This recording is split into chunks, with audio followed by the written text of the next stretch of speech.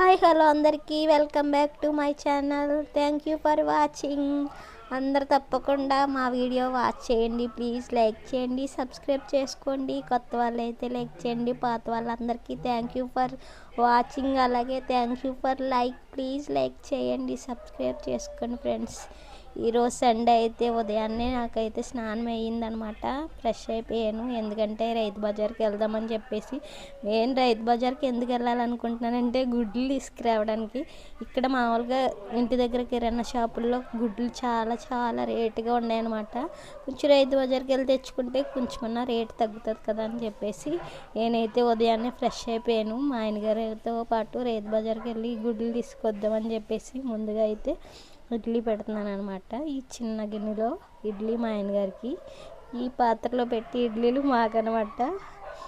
ఇంకా పెద్ద పాత్ర తీయలేక ఈ చిన్న పాత్రతోటి అలా మెయింటెనెన్స్ చేసేస్తున్నాను అనమాట. పెద్దదైతే ఉంది, ట్రిప్కి ఒక 25 ఇడ్లీలు అయితే దిగుతాయి అనమాట. అంత పెద్దది ఎందుకని చెప్పేసి ఈ బుడ్డి వాడుతున్నాను.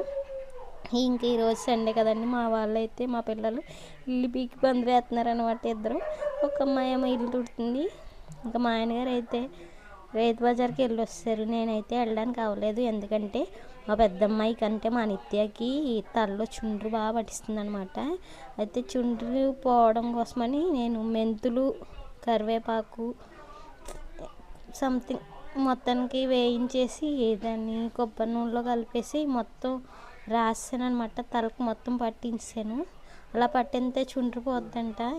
ఈలోగా మా ఆయనగారు అయితే రైతు బజార్కి వెళ్ళి వస్తారు. ఏమేమి తెచ్చారో చూపించేస్తాను రండి.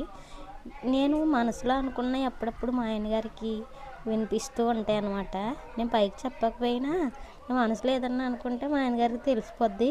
నేనైతే రైతు బజార్కి వెళ్దామని అనుకున్నాను కదా, వెళ్తే కనుక నేను ఈ మెంతికూర అలాగే బొబ్బాస్కాయ కూడా తీసుకుందాం అనుకున్నాను.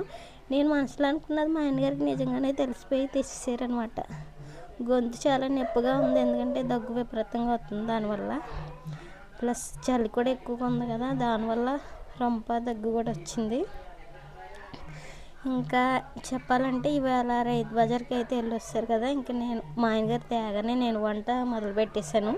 వేడివేడిగా బిర్యానీ చేసాను. అలాగే మాకు తప్పనిసరిగా ప్రతి వారం మా ఆయనగారు తెచ్చేది ఏంటంటే గోంగూర, కొత్తిమీర మర్చిపోకుండా తెస్తారండి. అసలు ఎందుకు గోంగూర తెస్తావు, కొత్తిమీర తెస్తావు అని అంటూ ఉంటాను. ఇంకా అలాగే తెస్తూ ఉంటారు గోంగూర.